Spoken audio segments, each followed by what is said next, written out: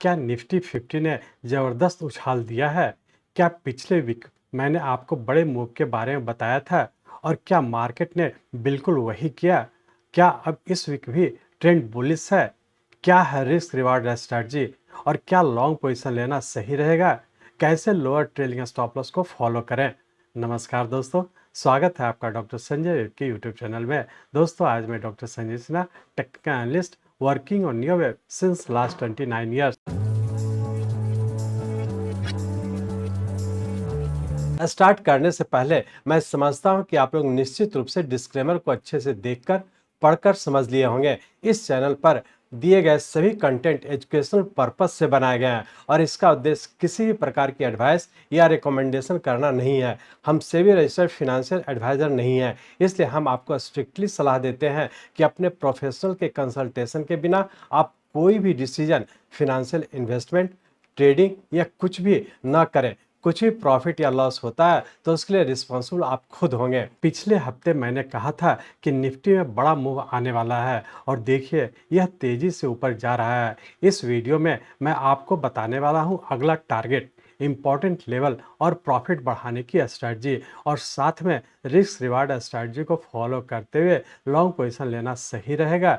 इन सभी चीज़ों को समझने के लिए चलिए हम लोग चलते हैं निफ्टी के रियल टाइम चार्ट पर। ये निफ्टी का हम लोग का डेली चार्ट है। इस डेली चार्ट में हम लोग देख रहे हैं कि हम लोग का 27 सितंबर 2040 को एक इम्पल्स वेव 17th वेव के फॉर्म में कंप्लीट करके और पुनः यहाँ से हम लोग करेक्टिव फॉल में इंटर कर चुके थे, जिसके तहत वेरी शॉर्ट टर्म और मीडियम टर्म तीनों टाइम फ्रेम के करेक्शन में थे और तीनों टाइम फ्रेम का करेक्शन पिछले वीक जैसा हम लोग डिस्कस किए थे इस पॉइंट पे पूरा होने की संभावना है, जिसके तहत हम लोग ये कह सकते हैं कि हम लोग का 27 सितंबर 2024 से लेकर के 4 मार्च 2025 तक के हम लोग का एक वेरी शॉर्ट टर्म और मीडियम टर्म तीनों टाइम फ्रेम का करेक्शन पूरा किया और उसका यहाँ से हम लोग करेक्टिव राइज में इंटर कर चुके। अब हम लोग यहाँ पे ये देखने का कोशिश करेंगे इस टॉप पे हम लोग का एनालिसिस निकला था, जिससे हम लोग का वेरी शॉर्ट टर्म और मीडियम टर्म के करेक्शन में है और एग्जैक्टली यहाँ पे देखे कि बॉटम में हम लोग का पिछले वीक निकला कि यहाँ पे हम लोग का करेक्शन पूरा करके फिर से हम लोग वेरी शॉर्ट टर्म के राइजिंग ट्रेंड में इंटर कर चुके थे। एग्जैक्टली देखे कि हम लोग टॉप पे भी न्यू एनालिसिस ने ये प्रेडिक्ट किया था कि यहाँ से हम लोग करेक्टिव फॉल में इंटर कर चुके हैं।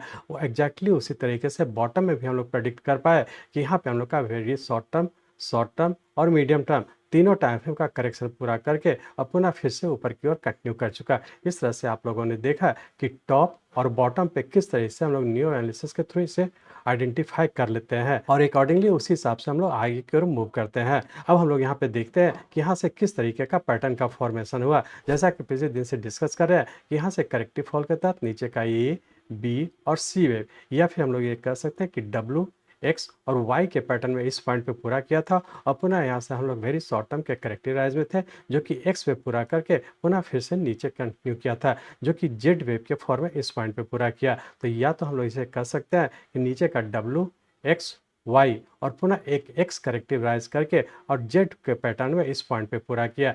यहाँ पे हम लोग ये कह सकते हैं कि मीडियम टर्म के लिए एक ट्रिपल करेक्शन कंप्लीट करके और पुनः फिर से ऊपर की ओर कंटिन्यू किया है। अब यदि टाइम साइकिल की बात करें तो जैसा कि आप लोग जानते हैं कि मीडियम टर्म हम लोग का 3 से 6 मंथ्स को कहते हैं और एग्जैक्टली यहाँ पे आप लोग देखें कि 27 सितंबर 2024 से जब नीचे की ओर कंटिन्यू किया तो 4 मार्च 2025 में रफली 125 डेज का टाइम लगा, जो कि रफली 5 to 6 मंथ्स का टाइम लगता है। तो यहाँ पर हम लोग का एक मीडियम टर्म का करेक्शन पूरा किया। जैसा कि आप लोग बेसिक कोर्स में जाने थे कि मीडियम टर्म हम लोग का 6 मंथ्स का होता है, जबकि शॉर्ट टर्म हम लोग का 3 मंथ्स का होता है और वेरी शॉर्ट टर्म हम लोग का रफली 1 मंथ्स का होता है। तो सभी टाइम फ्रेम का यहाँ पे हम लोग फॉलो करते हुए नीचे की ओर कंटिन्यू किए थे और यहाँ पे एक हम लोग का एक मीडियम टर्म का पूरा करके पुनः फिर से ऊपर की ओर कंटिन्यू कर चुका। तो सभी टाइम फ्रेम को ध्यान में रखते हुए आगे की ओर कंटिन्यू रखेंगे। अब हम लोग यहाँ पे ट्रेंड लाइन को भी देख लेते हैं। जैसा कि आप लोग को एडवांस कोर्स में डिस्कस किए हैं, जब भी हम लोग का एक से ट्रेंड लाइन ब्रेक करता है ये इंडिकेट करता है कि हम लोग का करेक्शन पूरा करके पुनः ऊपर की ओर कंटिन्यू किया। एक चीज़ और ध्यान रखेंगे कि जब चैनल का फॉर्मेशन होता है तो उसके लिए हम लोग एक्स वेव जब ट्रेंड लाइन ड्रॉ करते हैं तो उसके पैरेलल हम लोग डब्ल्यू पॉइंट से हम लोग पैरेलल लाइन ड्रॉ करते हैं, ना कि इस पॉइंट से इस पॉइंट को मिलाते हैं। तो इस चीज़ को ध्यान रखें कि चैनल फॉर्मेशन के लिए एक्स ट्रेंड लाइन के पैरेलल हम लोग ड्रॉ करते हैं। तो जैसा कि आप लोग को एडवांस कोर्स में बताया है कि चैनल के फॉर्मेशन के टाइम में यदि हमारा जेड पैटर्न हम लोग का इस चैनल में बिना टच किए यदि ऊपर कंफर्म करता है तो ये इंडिकेट करता है कि यहाँ से हम लोग पुनः फिर से ऊपर की ओर कंटिन्यू हो जाने की संभावना है। एग्जैक्टली हम लोग देखें कि चैनल का लोअर पॉइंट पे हम लोग का टच नहीं किया, ये इंडिकेट कर रहा है यहाँ पे हम लोग का करेक्शन पूरा करके सबसे छोटे टाइम पे पैटर्न कंफर्म किया, जबकि शॉर्ट टर्म का पैटर्न कंफर्मेशन का पॉइंट ये वाला पॉइंट है जो कि 23,808 का है। इसका हम लोग का अभी टाइम बचा है, चूंकि यहाँ से जब करेक्शन में इंटर किया था तो इसमें हम लोग का 18 डेज का टाइम लगा, जबकि यहाँ से जब ऊपर की ओर कंटिन्यू किया है तो इसमें मात्र अभी 13 डेज का ही टाइम लगा है। तो अभी टाइम बचा हुआ है, यदि हम लोग का ये भी पैटर्न कंफर्म करता है तो ये इंडिकेट कर रहा है कि हम लोग पुनः हम लोग फिर से एक राइजिंग ट्रेंड में इंटर हो जाने की संभावना। तो इसे हम लोग अनफोल्ड होने देंगे। यदि हम लोग वॉल्यूम एनालिसिस करते हैं, जैसा कि आप लोग को एडवांस कोर्स में वॉल्यूम एनालिसिस पे डिटेल्स वीडियो दिए हैं, जिसमें आप लोग से पिछले वीक भी डिस्कस किए थे कि यहाँ से जो राइज हुआ था जिसमें वॉल्यूम इंक्रीज किया था, पुनः हम लोग फिर से ये एनालाइज करने की कोशिश करेंगे कि यहाँ से जब ऊपर की ओर प्राइस मूव किया तो वॉल्यूम भी आप लोग यहाँ पे देख रहे हैं कि यहाँ पे हम लोग का वॉल्यूम इंक्रीज कर रहा है। ये इंडिकेट कर रहा है कि यहाँ से जो राइज हो रहा है सही मायने में करेक्टिव राइज नहीं, इस छोटे टाइम फ्रेम का राइजिंग ट्रेंड में, जिसमें कि वॉल्यूम इंक्रीज करते हुए आगे की ओर कंटिन्यू कर रहा है। यदि इसे और आप स्पेसिफिक रूप में देखना चाहते हैं, इस डेली चार्ट को आप कन्वर्ट करें वीकली चार्ट में। यहाँ पर वीकली चार्ट में हम लोग आ चुके हैं। इस वीकली चार्ट में हम लोग देख रहे हैं कि पिछले वीक जब हम लोग डिस्कस किए थे, जिसके तहत हम लोग यहाँ पे देखे थे कि इस पिछले वीक के जो कैंडल में था हम लोग का वॉल्यूम इंक्रीज किया था, जबकि इस वीक के कैंडल ऊपर कंटिन्यू किया तो यहाँ भी वॉल्यूम हम लोग पिछले वीक के वॉल्यूम से इंक्रीज किया है। ये इंडिकेट कर रहा है कि सही मायने में हम लोग का यहाँ पे मीडियम टर्म का करेक्शन पूरा करके अब पुनः फिर से राइजिंग ट्रेंड में इंटर कर चुका है। अब हम लोग ये देखें कि वेरी शॉर्ट टर्म का तो पैटर्न कंफर्म किया था, जैसा कि आप लोग का पिछले वीक भी डिस्कस किए थे कि शॉर्ट टर्म का हम लोग का स्टार्टिंग लेवल है 23,800 का। तो शॉर्ट टर्म के लिए हम लोग का पैटर्न कंफर्मेशन का पॉइंट ये वाला पॉइंट है जो कि 23,800 का है। तो इसको भी हम लोग देखें कि हम लोग का पैटर्न कंफर्म करता है कि नहीं। यदि कर जाता है पैटर्न कंफर्म तो हम लोग ये माने कि मीडियम टर्म के भी करेक्टिव राइज में इंटर हो जाने की संभावना है। तो अभी हम लोग शॉर्ट टर्म के लिए हम लोग अनफोल्ड होने देंगे।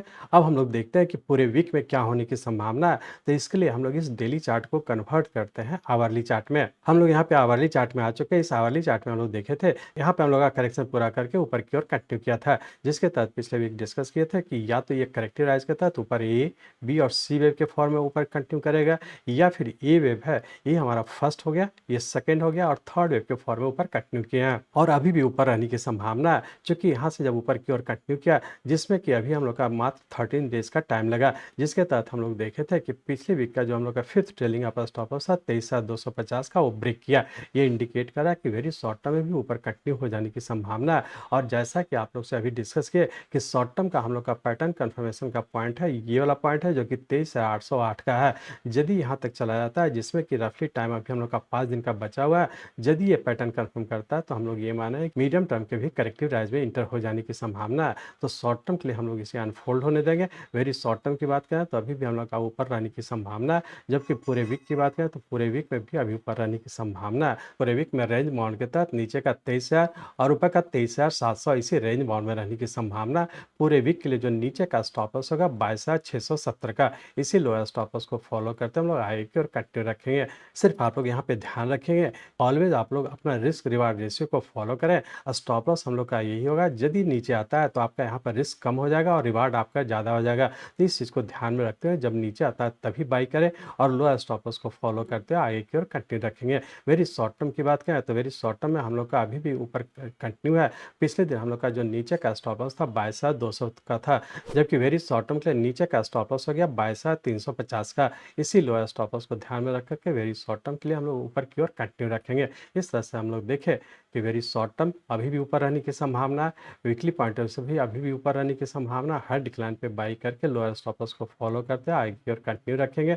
अब हम लोग देख लेते हैं कि मंडे ट्यूसडे को क्या होने की संभावना है। तो उसके लिए हम लोग इस आवरली चार्ट को कन्वर्ट करते हैं 15 मिनट के चार्ट में। यहाँ पे हम लोग 15 मिनट के चार्ट में आ चुके हैं। इस 15 मिनट के चार्ट में हम लोग देख रहे हैं कि यहाँ से जब ऊपर कंटिन्यू किया, जिसके तहत ऊपर का 1 2 और यहाँ से थर्ड वेव के फॉर्म में ऊपर कंटिन्यू किया, या फिर कहें कि हम लोग सी वेव के फॉर्म में ऊपर कंटिन्यू किया। अब इसके सबऑर्डिनेट वेव को देख पा रहे हैं तो यहाँ पे हम लोग कह सकते हैं कि ऊपर का 1 2 3 4 और 5 वेव। यहाँ पे हम लोग का एक इम्पल्स वेव पूरा होने की संभावना है और हो सकता है कि मंडे ट्यूसडे को एक रेंज बाउंड में नीचे रहने की संभावना है, लेकिन जब भी नीचे आता है डिक्लाइन पे बाय करके आगे की ओर कंटिन्यू रखेंगे। मंडे ट्यूसडे के लिए रेंज बाउंड के तहत नीचे का 23,200 और ऊपर का 23,500 इसी रेंज बाउंड में रहने की संभावना है। इंटरडे के पॉइंट से नीचे का स्टॉप लॉस रखेंगे 22,900 का, इसी लोअर स्टॉप लॉस को ध्यान में रखते हुए डिक्लाइन पे बाय करके आगे की ओर कंटिन्यू रखेंगे। हम लोग जिस भी टाइम फ्रेम का ट्रेड करना चाहते हैं अकॉर्डिंगली उसी टाइम फ्रेम के लोअर स्टॉप लॉस को फॉलो करते आगे की ओर कंटिन्यू रखेंगे।